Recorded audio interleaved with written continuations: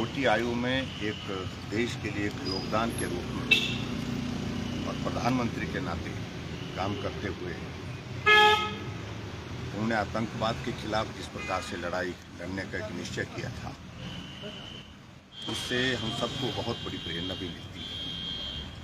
और आखिरकार उसी आतंक की घटना में ही उन्होंने अपने जीवन का बलिदान दिया। तो हम सब के लिए प्रेरणा का एक माध्यम है। मैं उनको श्रद्धांजलि देता हूँ।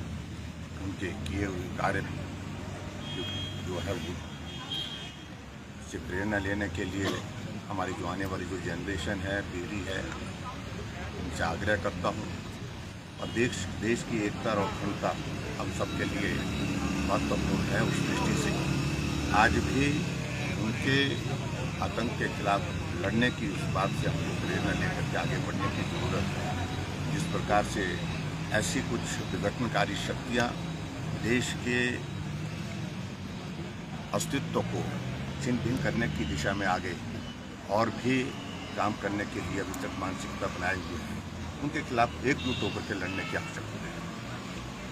और एक बार फिर से मैं स्वर्गीय राजीव गांधी जी के पुण्यतिथि पर उनको श्रद्धांजलि देता हूँ और उनके किए हुए कार्य को स्मरण करता हूँ। सर, इसके अतिरिक्त पॉलिटिकल पार्टी हैं जो अपोजिशन में हैं, वो सरकार के ऊपर अटैकिंग मोड में हैं ऑन द इशू ऑफ वो कह रहे हैं कि 70 से ज़्यादा लोग अरेस्ट हुए हैं, लेकिन एक भी पुलिस का बड़ा अधिकारी they want DG to sack immediately. क्या कि ऐसे है कि वो जो बातें कह रहे हैं सिर्फ राजनीतिक मकसद के साथ कह रहे हैं और राजनीतिक मकसद की दृष्टि से वो कुछ हासिल करने की कोशिश कर रहे हैं। लेकिन वस्तुस्थिति आपके सामने है। जब रात को 11 साढ़े 11 बजे हमको जानकारी मिली और हमें इस दिशा में पुष्टि होती दिख रही थी कि ये पेपर लीक हुआ है, रात को ही हमने आदेश दिए FIR लॉन्च करने के और उसके पश्चात सुबह 9 बजे SIT कॉन्स्टिट्यूट करने के आदेश दे दिए।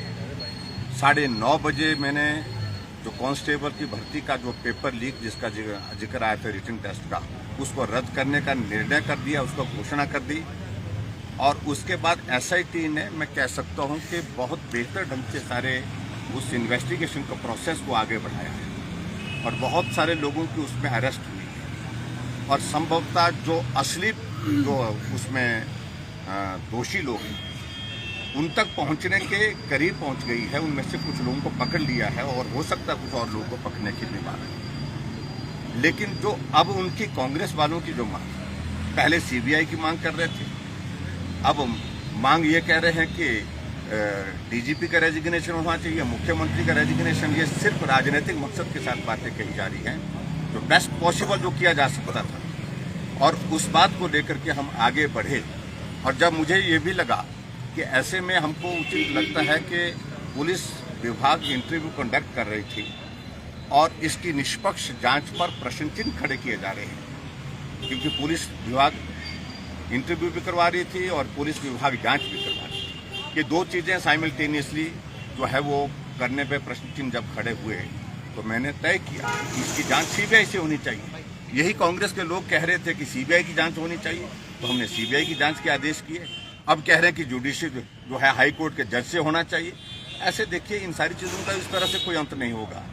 हम सही मायने में पारदर्शिता के साथ इस जांच को एक मुकाम तक पहुंचाएंगे और जो दोषी होंगे वो जेल की सलाखों के पीछे होंगे। और जो पुलिस विभाग में अगर इस तरह का हमको मालूम पड़ेगा इन्वेस्टिगेशन के माध्यम से, तो उसमें उन लोगों के खिलाफ भी कार्रवाई करेंगे जो उसमें दोषी पाए जाएंगे। तो इसलिए मैं सिर्फ इतना ही कहना चाह रहा हूँ कि पूरे 4.5 साल के कार्यकाल में कोई मुद्दा नहीं। अब इस भर्ती के मुद्दे को जिसको रद्द कर दिया गया है, जिसमें CBI की जांच के लिए आदेश कर दिए गए हैं, और उसके बावजूद भी इस प्रकार से बात कहना, तो मुझे लगता है कि कतई भी तर्कसंगत नहीं है। सिर्फ राजनीतिक दृष्टि से उसको लाभ लेने की कोशिश कर रहे हैं, जिसका कोई अर्थ नहीं। हमने CBI को कह दिया, आगे CBI हैंड ओवर करने का विषय नहीं होता उसमें। हमने सीबीआई के लिए जांच के आदेश दे दिए है। सीबीआई इसको एग्जामिन करती है कि उनने इस केस को लेना है कि नहीं लेना है। उनने इस बात को तय करना है कि कब तक इस प्रोसेस को, जब तक सीबीआई इसको अपने हाथ में नहीं लेती इस मामले को, तब तक मैंने तय किया है कि हमारी एसआईटी की जो इन्वेस्टिगेशन की प्रोसेस जारी रहेगी। एसआईटी की इन्वेस्टिगेशन में जो फर्दर हुई है, क्या उसमें ऐसी कोई जानकारी आई है कि कोई देखिए बड़ा ऐसा पुलिस है, अधिकारी उस पर हम कुछ नहीं कहना चाह रहे हैं, कारण कि इन्वेस्टिगेशन की प्रोसेस जारी है, उचित नहीं।